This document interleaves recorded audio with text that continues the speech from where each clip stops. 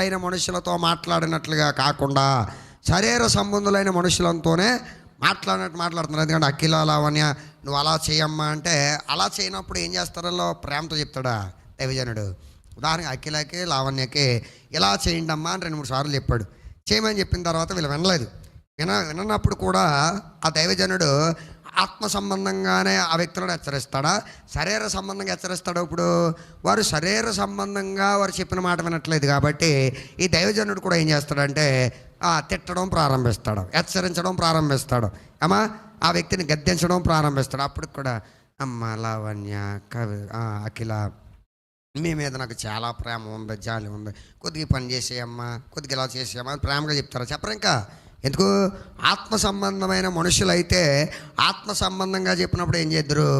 వినేవారు. కానీ వీరు ఆత్మ సంబంధంగా చెప్పినప్పుడు వినలేదు కాబట్టి వారు ఇంకా పసిపిల్లలుగానే